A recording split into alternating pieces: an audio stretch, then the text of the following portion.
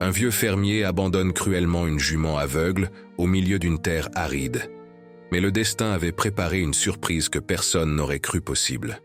Dans l'étendue brûlante du sud de la France, où le soleil impitoyable écrase la terre et où les bourrasques transforment l'immensité poussiéreuse en un océan de défis, se trame une histoire empreinte d'injustice, de rédemption et de la force transformatrice de la compassion. Armand Durand, un propriétaire terrien dur et craint, dont la réputation de cruauté et d'inflexibilité s'étend dans tout l'arrière-pays, représente cet homme qui s'est façonné au contact des rigueurs de la vie, au point d'en perdre la sensibilité nécessaire pour percevoir la beauté et la valeur de toute forme de vie. Parmi les nombreux animaux soumis à son autorité, se distingue Étoile, une jument à la beauté sereine et à l'esprit indomptable, bien que ses yeux, autrefois fenêtres sur la liberté, soient désormais clos par la cécité.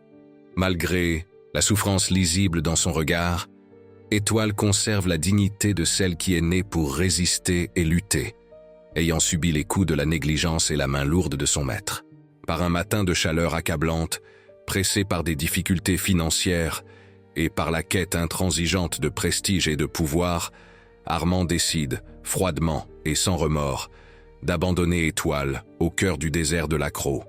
Cette décision naît de son mépris et de sa conviction que la jument incapable de voir représenterait un fardeau pour ses projets et entacherait l'image impeccable qu'il s'appliquait tant à préserver. Sans un seul regard en arrière ni le moindre signe de regret, Étoile est laissée à son sort, plongée dans un paysage inhospitalier où, entre les dunes qui s'étendent à l'infini et la chaleur oppressante, chaque instant se mue en une lutte pour la survie. Pourtant, le destin réserve des surprises à ceux qui, même blessés, possèdent une volonté inébranlable de vivre et de se réinventer. Alors que le soleil règne en maître et que la poussière devient le témoin silencieux de cet abandon, Étoile, bien que fragilisée, refuse de succomber. Ses sabots battent le rythme d'un combat imprévu, où la nature elle-même semble conspirer en sa faveur. Les vents, qui autrefois n'apportaient que sécheresse et tourments, se mettent à murmurer des promesses de changement, comme si chaque grain de sable recélait en secret la graine d'une renaissance inattendue.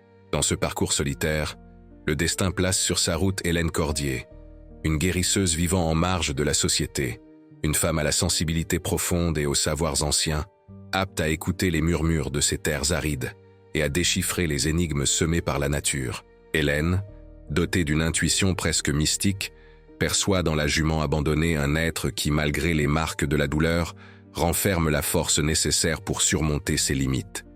En découvrant Étoile, la guérisseuse sent aussitôt que l'animal est destiné à un destin bien plus grand qu'une fin tragique, causée par un abandon impitoyable. Poussée par un élan de sollicitude innée et par le désir de restituer à Étoile sa dignité perdue, Hélène décide d'intervenir et de conduire la jument sur le chemin de la guérison et de la rééducation, guidant chaque pas de l'animal dans les vastes et traîtres confins du désert. Elle utilise son savoir des herbes et des rituels pour raviver l'énergie vitale cachée au plus profond de ces contrées austères. Au fil de longues traversées, où la chaleur suffocante se mêle à la brise légère de l'espoir, le duo progresse vers un oasis oublié, un lieu dont les eaux limpides représentent la possibilité d'une renaissance et où l'ombre des dunes offre un abri sûr. Dans le même temps, le passé cruel d'Armand refait surface de manière inattendue, projetant sur lui les ombres de la culpabilité et du remords. Les anciens amis, rivaux ou même ceux qui admiraient autrefois sa dureté commencent à remettre en question ses agissements, révélant que les actes inhumains ne sauraient échapper à la justice silencieuse qu'enclenche, par des voies mystérieuses, la nature elle-même. Dans ce contexte, le désert ne se contente plus d'être un simple décor d'abandon. Il devient un personnage actif, capable de susciter la transformation. Chaque parcours parcouru par Étoile symbolise non seulement le dépassement des limites imposées par un environnement hostile, mais également la redécouverte de sa propre valeur et de la liberté perdue. Peu à peu, la métamorphose de la jument s'érige en un puissant symbole de résistance, montrant que, face à l'adversité et à la cruauté humaine, la vie cherche inlassablement à se renouveler. tandis qu'Hélène consacre ses jours et ses nuits à soigner Étoile et à lui redonner espoir. Le destin orchestre d'incroyables retournements, qui révèlent que la véritable noblesse réside dans la capacité à se relever après chaque chute. L'histoire, marquée par des rencontres fortuites, des symbolismes profonds et la lutte silencieuse contre le fatalisme, invite le lecteur à réfléchir au pouvoir transformateur de l'empathie et à la justice qui, même tardive, finit par atteindre ceux qui ont le cœur assez ouvert pour reconnaître et chérir la beauté de l'existence. Entre l'écho du vent et le murmure des dunes, le parcours d'Étoile sert aussi de miroir pour ces âmes qui, comme elle, ont été blessées mais qui, avec l'aide de ceux qui savent comprendre le langage, secret de la vie, peuvent retrouver la lumière unique qui les habite. Le conflit entre un passé cruel et la force du renouveau illustre clairement que la rédemption est à la portée de ceux qui refusent d'être définis par leurs cicatrices et que souvent, la justice n'émane pas de mains puissantes, mais de ces petits gestes d'amour et de soin qui, s'additionnant, finissent par infléchir le cours du destin. Ainsi, la narration se présente comme un hommage à l'espérance et à la capacité de se réinventer, montrant que chaque choix a le pouvoir de réécrire nos histoires et que, malgré les plus grandes épreuves, l'avenir peut toujours réserver d'indicibles surprises à ceux qui conservent la foi en la promesse d'une nouvelle aube. Le soleil se levait lentement sur le domaine de la Roche-Sèche, propriété d'Armand Durand, peignant le ciel de nuances orangées qui contrastaient avec la froideur de son cœur. À 55 ans, Armand portait sur son visage marqué par les intempéries du temps les lignes profondes qui avaient gravé un labeur acharné et des choix cruels. Ses yeux, petits et perçants tels ceux d'un prédateur à l'affût, ne révélaient presque jamais la moindre compassion. Dans cette région aride du sud de la France, son nom suscitait autant le respect que la crainte. Le domaine d'Armand, connu sous le nom de la Roche-Sèche, s'étendait sur des hectares acquis par des transactions douteuses et des dettes que des voisins moins fortunés n'avaient pu rembourser. Le bâtiment principal, imposante construction de pierre et de bois, se dressait solitaire à l'horizon, symbole de son ambition. Dans les écuries et bergeries alentours, des dizaines d'animaux servaient un unique objectif: accroître encore sa fortune. Parmi eux se trouvait Étoile, une jument à la robe blanche comme la neige rarissime dans cette région, portant sur son corps les stigmates d'une vie de labeur et de sacrifice. Autrefois, elle avait été la plus belle bête de la contrée, convoitée par d'autres propriétaires terriens et admirée dans les foires agricoles. Ses yeux, désormais voilés d'une pellicule laiteuse qui lui ôtait la vue, conservaient pourtant un éclat singulier, comme s'il recelait le souvenir de jours meilleurs. La cécité d'Étoile s'était installée peu à peu, conséquence de longues années de négligence et de surexposition au soleil accablant du midi. Armand, remarquant qu'elle perdait la vue, ne manifesta aucune inquiétude. Après tout, pour lui, les animaux n'étaient rien d'autre que des outils de travail, jetables dès qu'ils cessaient de servir. Ce matin-là, alors qu'il avançait d'un pas lourd dans l'écurie, jaugeant chaque bête comme on compte des pièces d'or dans un coffre, son expression s'assombrissait à mesure qu'il réfléchissait à ses dettes. La sécheresse sévissait et les créanciers réclamaient leur paiement. Il lui fallait réduire les dépenses et se défaire de ce qu'il qualifiait de « poids mort ».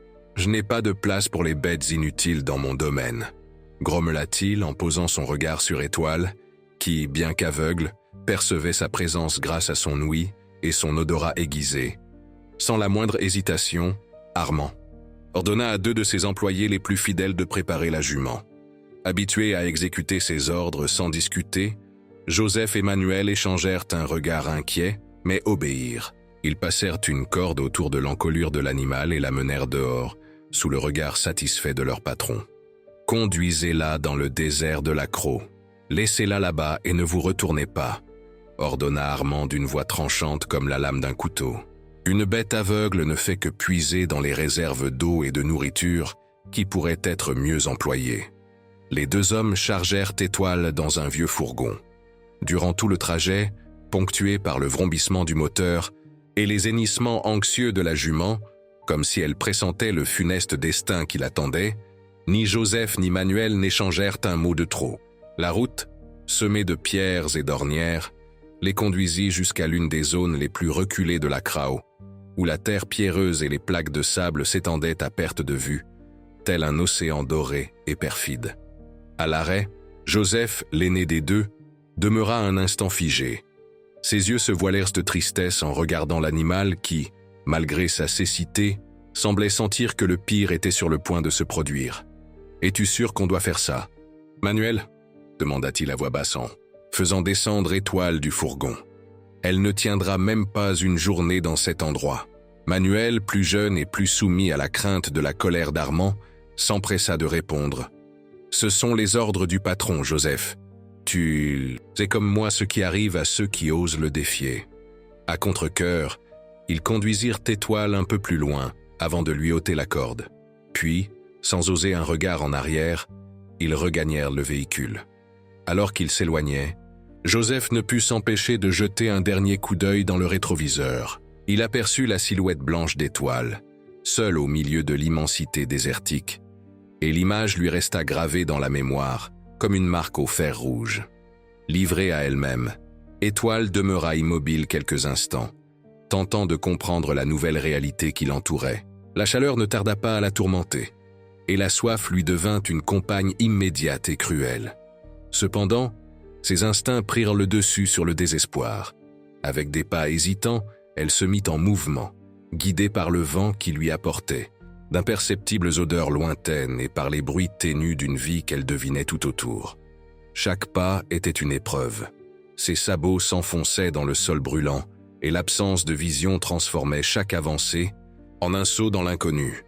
Malgré tout, Étoile continuait, portée par une force intérieure qu'elle-même ne comprenait pas entièrement. Comme si, au fond d'elle, elle savait qu'elle n'était pas là pour mourir, mais pour redécouvrir la raison d'être en vie. Au même moment, à plusieurs kilomètres de là, dans le petit bourg de Blancheville, Hélène Cordier préparait ses remèdes et onguents comme chaque matin. Âgée de 42 ans, cette guérisseuse possédait dans son regard vert la sagesse de celle qui avait grandi en écoutant les secrets des plantes et les murmures du vent. Issue d'une lignée de femmes maîtrisant l'art de la guérison par les voies naturelles, Hélène s'était installée dans la région plus d'une décennie auparavant, après le décès de sa mère. Sa modeste maison de Torchis, en bordure du village, était aisément reconnaissable au jardin exubérant qui l'entourait, oasis de vie dans un décor si sec. Elle y cultivait des herbes médicinales rares, certaines venues de contrées lointaines, d'autres indigènes à la région. Les habitants la consultaient pour soigner aussi bien leurs maux quotidiens que des affections que les médecins de la ville voisine ne savaient nommer. Ce matin-là, Hélène se sentait étrangement agitée, l'esprit ailleurs, comme si quelque chose ou quelqu'un l'appelait au loin. « Il y a un déséquilibre », murmura-t-elle tout en observant les feuilles mortes que le vent emportait dans la cour. Un de ses voisins, Séverin, éleveur de chèvres, passa justement à ce moment-là et s'arrêta pour la saluer. « Bonjour, Madame Hélène. Vous n'allez pas croire ce que je viens d'apprendre. Joseph et Manuel, les hommes de Monsieur Durand, ont abandonné une jument aveugle dans la Crau. Ils en parlaient au marché ce matin, l'air bien accablé, surtout Joseph. La nouvelle heurta Hélène comme un coup de massue. Elle connaissait la réputation d'Armand Durand et avait déjà soigné des bêtes maltraitées provenant de chez lui. Mais jeter un animal aveugle dans un désert était un degré de cruauté nouveau, même pour lui. « Êtes-vous sûr, Séverin ?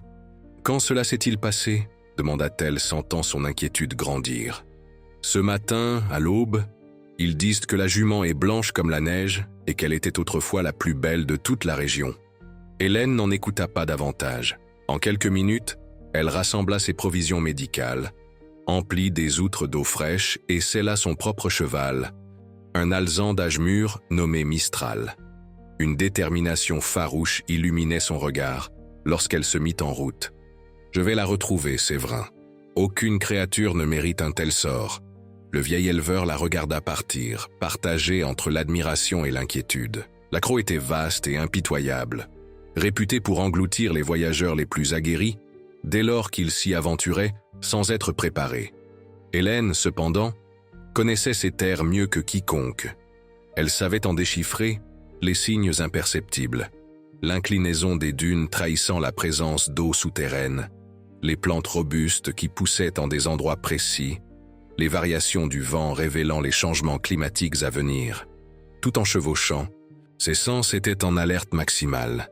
Le soleil, déjà haut dans le ciel, rendait l'air presque irrespirable. Hélène savait qu'une jument exposée trop longtemps à de telles conditions aurait très peu de chances de s'en sortir. Après des heures de recherche, alors qu'elle sentait un léger découragement la gagner, elle distingua au loin une silhouette blanche se détachant sur le sol ocre. En s'approchant, son cœur se serra face à l'état de la jument. Étoile avait parcouru des kilomètres, guidée par son seul instinct. Son corps, autrefois splendide, portait les marques évidentes de la déshydratation et de l'épuisement. Pourtant, elle tenait encore sur ses jambes, comme un ultime geste de défi lancé à la mort qui semblait inéluctable. Hélène sauta de cheval et s'approcha avec prudence, parlant d'une voix douce pour ne pas effrayer l'animal. « Du calme, ma belle. Je suis venu t'aider. Tout va bien se passer maintenant. » Saisie de peur, Étoile recula d'abord, mais il y avait dans la voix d'Hélène une bienveillance depuis longtemps oubliée qui la rassura peu à peu. La guérisseuse lui offrit de l'eau en petite quantité, consciente qu'une trop grande absorption d'un coup pouvait s'avérer fatale pour une bête aussi affaiblie. « C'est bien. Bois lentement. Nous allons reprendre tes forces d'abord, » murmura-t-elle tout en examinant les yeux voilés de la jument. « Qui a pu te faire ça, pauvre chérie? Quel monstre est capable de livrer un être vivant à ce sort ?» Le soleil commençait déjà à décliner, et Hélène savait qu'elle ne pouvait rester dans cette zone la nuit, où la température pouvait chuter brutalement. Étoile était trop affaiblie pour survivre à d'autres extrêmes. Avec patience et adresse, Hélène parvint à nouer une corde de fortune autour de l'encolure de la jument et à la guider doucement, marchant à côté de Mistral, qui semblait saisir la gravité de la situation et avançait à une allure régulière. Le voyage de retour fut lent et éprouvant. Il fallut s'arrêter fréquemment pour offrir de l'eau et du repos à Étoile. Pendant ces pauses, Hélène appliquait des onguents sur les zones brûlées par le soleil et lui parlait sans cesse, comme si sa voix maintenait l'animal en contact avec la réalité. Lorsqu'elles atteignirent enfin la petite maison d'Hélène, la nuit était tombée depuis longtemps. Séverin, qui attendait, accourut pour prêter main forte dès qu'il les aperçut. « Grâce au ciel, vous l'avez trouvée, Madame Hélène !» s'exclama-t-il en aidant à installer Étoile dans une petite écurie attenante à la maison. « Mais regardez son état. Arrivera-t-elle à survivre ?» Hélène observa la jument d'un œil à la fois lucide et plein d'espérance. Sa volonté de vivre est forte, Séverin, et désormais, elle ne sera plus seule pour lutter. Dans les jours qui suivirent, Hélène consacra tout son temps et son énergie à soigner Étoile. Elle prépara des cataplasmes d'herbes pour apaiser les brûlures, des infusions médicinales pour renforcer son organisme affaibli, et mit progressivement en place une alimentation riche et adaptée. Pour les yeux de la jument, bien qu'elle sût la cécité irrémédiable, elle appliquait une pommade spéciale destinée à soulager l'irritation et prévenir les infections. Mais plus que les traitements physiques, c'était le lien émotionnel qui se créait peu à peu qui semblait vital. Hélène passait des heures auprès d'Étoile, à lui parler, à chanter de vieilles chansons de la région, à transmettre par le toucher et la voix la sécurité dont l'animal avait tant besoin pour se rétablir. « Tu vas guérir, ma chère Étoile », murmurait Hélène en brossant délicatement la crinière blanche qui retrouvait peu à peu son éclat. « Nous allons leur montrer que tu as encore tant de valeur, tant de choses à vivre et à enseigner. » Jour après jour, Étoile réagissait de mieux en mieux aux soins. Elle reprenait du poids et, de craintive, elle devenait plus confiante. Bien qu'aveugle, elle avait appris à se repérer dans la cour, guidée par la voix d'Hélène et l'odeur des herbes poussant en abondance tout autour. Bientôt, la rumeur de la jument sauvée se répandit dans le bourg et dans les environs. Beaucoup venaient jusqu'à la demeure d'Hélène pour voir cette jument qui avait survécu au désert et renaissait grâce aux soins de la guérisseuse. Parmi ces visiteurs, il y avait des enfants de l'école locale, qu'Hélène commença à recevoir régulièrement, en faisant d'Étoile un exemple vivant de résilience et de dépassement. « Voyez comme elle retrouve son chemin sans y voir », expliquait Hélène aux enfants émerveillés. « Elle nous apprend que la vision ne passe pas toujours par les yeux.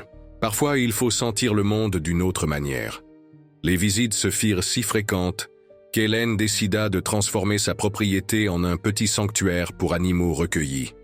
Outre Étoile, elle accueillit bientôt d'autres, bêtes abandonnées ou maltraitées. Un chien à qui il manquait une patte après un accident, une chèvre à la corne cassée, des oiseaux incapables de voler. Chacun trouvait dans cette maison non seulement des soins, mais également une dignité et un respect qui leur avaient été déniés. Pendant ce temps, dans le domaine de la roche sèche, Armand Durand essuyait une série d'événements inattendus. La sécheresse déjà implacable semblait s'acharner spécifiquement sur ces terres. Des puits qui n'avaient jamais tari se retrouvaient à sec. Les champs dépérissaient sans raison apparente et le bétail tombait malade de façon inexpliquée. Les employés, toujours craintifs, murmuraient qu'une malédiction pesait sur la propriété. Joseph, le salarié qui avait conduit Étoile dans l'accro, était hanté par des cauchemars. Chaque nuit, il revoyait la jument blanche, seule face à l'immensité aride. Une nuit, ne supportant plus ce poids, Joseph alla trouver Armand dans la demeure principale. « Patron, je dois vous parler », dit-il, la voix tremblante, tandis que le propriétaire l'observait d'un air agacé. « Je crois qu'on a fait une terrible erreur en abandonnant Étoile. Depuis ce jour, tout va de travers ici. » Armand éclata d'un rire amer. « Ne me dis pas que tu crois à ces sottises. De malédiction, Joseph, ce ne sont que coïncidences. La sécheresse n'épargne personne. Pas seulement la sécheresse, patron, c'est un tout. Et il y a autre chose. On raconte que la jument n'est pas morte. Une guérisseuse l'aurait retrouvée et sauvée. Certains parlent même de miracle. » La nouvelle laissa Armand incrédule, puis furieux. L'idée que l'animal qu'il avait jugé bon à rien ait survécu, et pire, qu'on en parle dans la région, le dérangeait profondément. « Qui est-ce cette guérisseuse ?» interrogea-t-il, la voix chargée de menaces. « Hélène Cordier, de Blancheville. On dit qu'elle a transformé sa maison en refuge pour bêtes blessées. » D'un geste brusque, Armand congédia Joseph, mais l'information continuait de le enterrer. Ce n'était pas qu'une question d'orgueil blessé. Il ressentait un malaise diffus, un sentiment dont il ne parvenait pas à se défaire. Était-ce du remords? Un début de culpabilité? Des émotions qu'il avait toujours jugées inutiles pour un homme de sa trempe. Dans les jours qui suivirent, il se montra encore plus irritable et exigeant envers ses travailleurs. Le simple fait que le nom d'Étoile ressurgisse sans cesse l'irritait, et il ne supportait pas de l'entendre associé à la rumeur d'un miracle de la Krao. Son image, déjà écornée par son intransigeance, se voyait ternie davantage par l'épisode de la jument aveugle, qui alimentait les conversations dans toute la région. La situation dans son domaine continuait à se dégrader. Les créanciers étaient chaque jour plus insistants, et le colosse financier qu'il avait mis des décennies à bâtir semblait s'effondrer. Dans un ultime geste de défi, Armand décida de se rendre lui-même auprès de cette fameuse guérisseuse, à la recherche de la preuve qu'Étoile était toujours en vie. Il voulait surtout juger de ses propres yeux l'ampleur du tapage autour de cette jument miraculée. Par un après-midi de canicule, il arriva seul sur la propriété d'Hélène. Le contraste entre ce petit paradis verdoyant et ces terres desséchées frappa aussitôt son esprit. Des enfants jouaient dans la cour, entourés d'animaux de différentes espèces qui cohabitaient en harmonie. Et là, sous le soleil, se tenait Étoile, la robe blanche étincelante, plus saine qu'elle ne l'avait jamais été sous la garde d'Armand. Hélène, occupée à faire un cours informel sur les plantes médicinales pour un groupe d'enfants, remarqua aussitôt la silhouette imposante d'Armand. Sans se laisser impressionner, elle s'approcha d'un pas serein. « Monsieur Durand, je présume, que puis-je faire pour vous ?» demanda-t-elle, la voix calme mais assurée. Armand, momentanément décontenancé par le calme de la guérisseuse, prit un instant avant de répondre. « Je suis venu voir la jument. On m'a dit que vous l'aviez trouvée dans l'accro. » Hélène acquiesça, son regard vert plongeant dans celui d'Armand comme si elle pouvait y lire ses secrets. « Oui, je l'ai trouvée presque morte, abandonnée comme si elle ne valait rien. Mais comme vous voyez, elle montre à tous qu'elle vaut bien plus que certains ne l'auraient cru. » Sentant la tension, les enfants et quelques visiteurs s'éloignèrent discrètement. Armand avait l'impression d'être mis à nu jugé non seulement par le regard perçant de la guérisseuse, mais aussi par tout ce lieu foisonnant de vie et d'empathie. « Elle m'appartenait », dit-il, tentant de retrouver son assurance. « J'avais tous les droits de décider de son sort. » Le visage d'Hélène s'assombrit en un sourire triste. « Vraiment ? Et que faites-vous, monsieur Durand, de ce qui n'a plus d'utilité à vos yeux? Vous le jetez dans un désert pour... Qu'il meure? Aucun être vivant ne doit être traité comme une marchandise. Nous sommes tous issus de la même terre, du même ciel. C'est une leçon qu'Étoile a enseignée à beaucoup de gens ici. » Comme pour souligner ces mots, la jument, ayant perçu la présence de son ancien propriétaire, s'approcha d'eux, sans peur ni agressivité, levant fièrement la tête, dans une dignité silencieuse qui semblait défier tout ce qu'Armand représentait. L'homme sentit un déclic en lui. Il ne s'agissait pas seulement de la vision de la jument qu'il avait condamnée à mort et qui se tenait là, plus forte que jamais. C'était la réalisation brutale de tout ce qu'il avait perdu dans sa quête autoritaire de pouvoir et de contrôle. « Qu'attendez-vous de moi ?» lança-t-il finalement, la voix dénuée de son habituelle arrogance. « De l'argent? Un mea culpa devant tout le monde ?» Hélène caressa doucement l'encolure d'Étoile, dont la cécité n'entravait en rien la confiance qu'elle plaçait en sa nouvelle protectrice. « Je n'attends rien de vous, Armand Durand. J'ai déjà tout ce qu'il me faut ici. Mais peut-être êtes-vous venu chercher quelque chose. Un espoir de comprendre ce que vous auriez pu être si vous aviez pris un autre chemin ?» Ces paroles le frappèrent comme des pierres jetées dans une eau stagnante, créant des ondes qui s'étendaient bien au-delà de sa compréhension immédiate. Il parcourut du regard l'enceinte du sanctuaire, où régnait la joie des enfants, la sérénité des bêtes soignées et l'abondance d'une végétation qui prospérait dans un sol pourtant aride. « Comment faites-vous pour que tout fleurisse ainsi, alors que mes terres s'assèchent un peu plus chaque jour ?» demanda-t-il presque dans un souffle. Pour la première fois, Hélène lui offrit un sourire authentique. « En vérité, c'est assez simple. Je prends soin de ce qui m'est confié avec amour et respect. Je ne puise pas plus que ce dont j'ai besoin, et je rends à la terre ce qu'elle m'offre. Vous avez construit votre réussite en prenant toujours davantage, monsieur Durand. Peut-être est-il temps de commencer à rendre. » Avant qu'il ne réplique, Étoile s'approcha assez pour poser son mufle sur l'épaule de son ancien maître. Le geste, à la fois surprenant et doux, laissa Armand sans voix. Ce contact, issu d'un animal qu'il avait lui-même condamné, semblait lui offrir non seulement un pardon, mais une chance de rédemption. « Elle ressent votre conflit intérieur », expliqua Hélène d'une voix douce. « Même aveugle, Étoile voit ce que beaucoup, parfaitement voyants, ne perçoivent jamais. L'essence profonde des gens, leurs véritables intentions, la bonté ou la cruauté tapis en eux. » Armand reçut ces mots comme un poids sur son cœur, un poids qui, paradoxalement, lui semblait nécessaire pour se libérer. Il resta silencieux un long moment, contemplant ce havre de vie que la guérisseuse avait créé, puis poussa un soupir qui semblait dégager des décennies de rancœur et de dureté. « Mes terres se meurent », reconnut-il finalement, la voix éteinte. « Plus rien de ce que je fais n'y change quoi que ce soit. Si vous pouviez m'apprendre, me montrer comment soigner la terre comme vous l'avez fait ici. » Hélène le considéra attentivement, à l'affût du moindre signe d'hypocrisie ou de manipulation. Elle ne trouva qu'un homme en pleine tourmente, confronté aux fantômes de ses propres choix.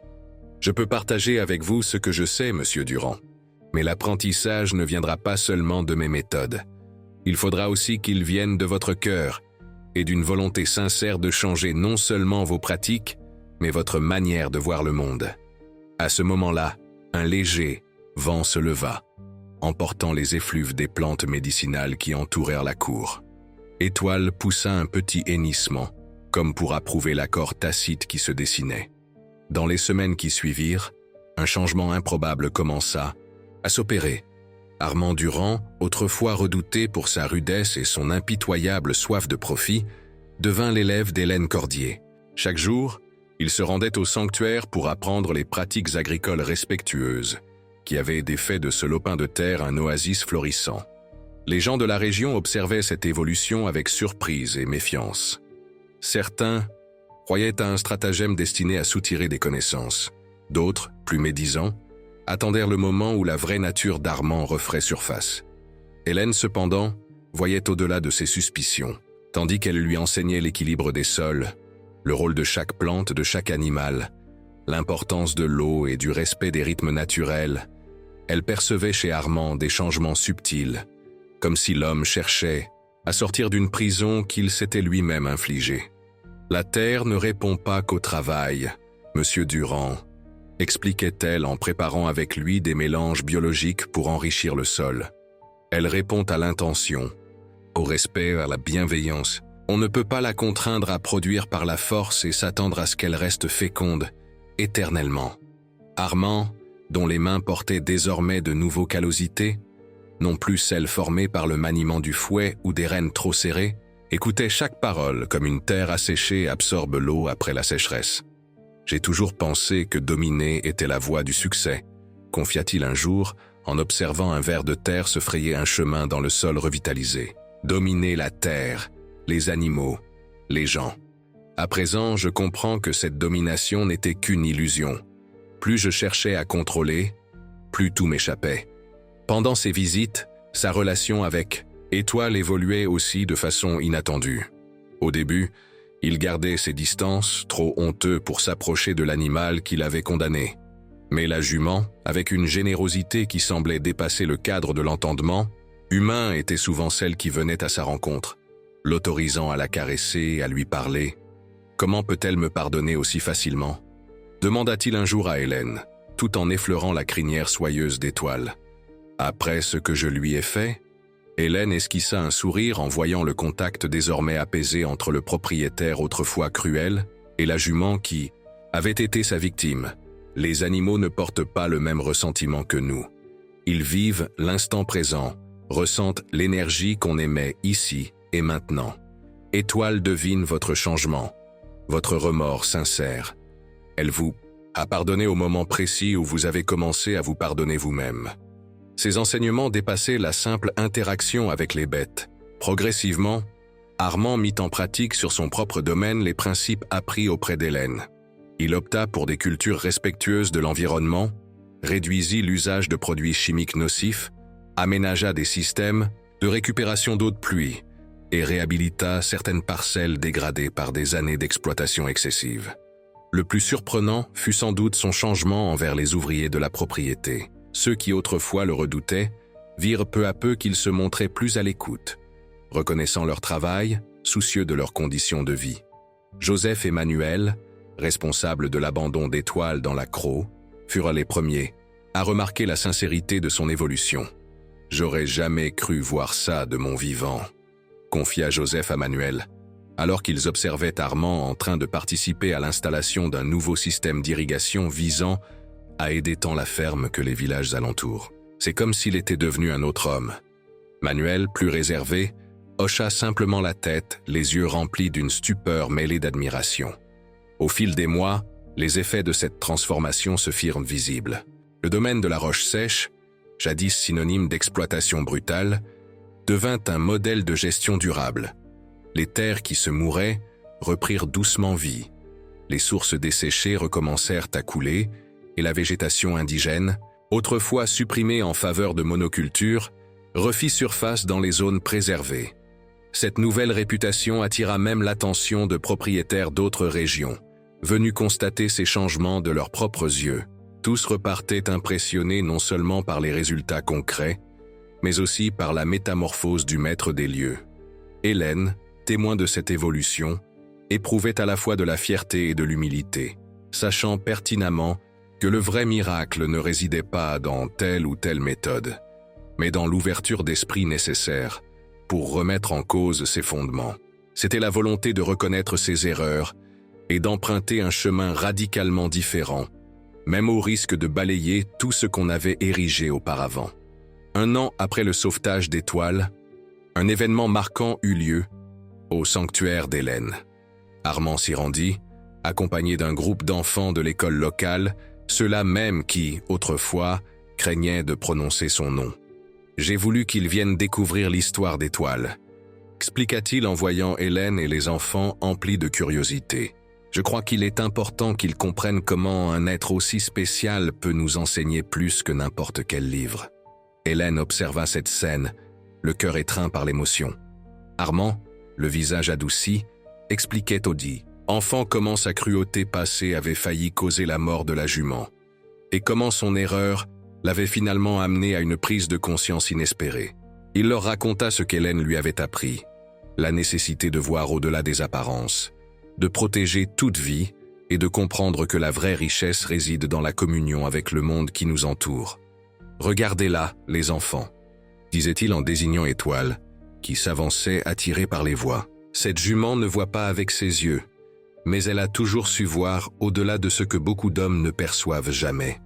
Parfois, il faut perdre quelque chose pour vraiment apprendre à regarder. Une fillette d'environ 8 ans leva timidement la main. « Monsieur Durand, si Étoile est aveugle, comment sait-elle où aller ?» Armand sourit, cherchant du regard l'assentiment d'Hélène avant de répondre. Elle l'encouragea d'un signe de tête. Elle utilise d'autres sens, petite. Elle capte les odeurs, elle écoute les sons, elle ressent les vibrations. De la terre sous ses sabots. Et surtout, elle fait confiance. Elle croit que le chemin se révélera, qu'il y aura des mains bienveillantes pour la guider quand il le faudra, et qu'elle ne sera plus jamais seule dans la vastitude du désert. Ces paroles simples, mais profondes, touchèrent aussi bien les enfants que les adultes présents. Hélène, les observant, sentit des larmes discrètes lui monter aux yeux. Non pas de tristesse, mais de joie face à la beauté qui peut jaillir dans les terrains les plus inhospitaliers lorsque s'y mêlent compassion et compréhension. Le soleil commençait à descendre lentement, teignant le ciel de teintes orangées et rougeoyantes qui rappelaient le matin tragique où Étoile avait été abandonnée. Mais cette fois-ci, l'air vibrait d'espoir et de renouveau. La jument, sentant la chaleur déclinante sur sa robe blanche, releva la tête comme si elle était capable de contempler un horizon qu'elle distinguait à sa façon. Alors, chacun comprit que certaines quêtes commencent précisément là où tout semblait se terminer, que l'obscurité, celle de la cécité physique ou de l'âme endurcie, peut être le prélude à une lumière plus éclatante et authentique, et que le désert, malgré sa rudesse, est parfois l'endroit même où naissent les miracles les plus inattendus. Hélène, caressant doucement l'encolure d'Étoile, murmura quelques mots que seule la jument pouvait entendre, mais dont la portée résonnait dans tous les cœurs présents. Parfois, il faut se perdre complètement pour retrouver le chemin de la maison. Et parfois, la maison n'est pas un lieu, mais un état d'esprit où l'on se sait enfin relié à quelque chose de bien plus grand, quelque chose qui nous unit à tous les êtres qui partagent notre route dans ce monde. Armand, contemplant la scène avec une révérence silencieuse, comprit alors que sa véritable fortune ne résidait plus dans l'étendue de ses terres ou la solidité de son pouvoir, mais dans la possibilité de réécrire son histoire et de laisser un héritage différent de celui qu'il avait d'abord envisagé. Un héritage non pas fondé sur la domination et la peur, mais sur le soin et le respect. Et ainsi, tandis que les premières étoiles apparaissaient dans le ciel, l'histoire d'Étoile continuait de s'ébruiter, transformant des vies et illuminant des cœurs, prouvant que, même dans les situations les plus cruelles, le destin n'est jamais avare en miracles pour ceux qui demeurent debout, affrontant l'immensité de l'inconnu avec la dignité silencieuse de ceux qui sont nés non seulement pour survivre, mais pour éclairer la route de ceux qui cherchent, comme eux, un sens au milieu d'une existence en apparence indifférente.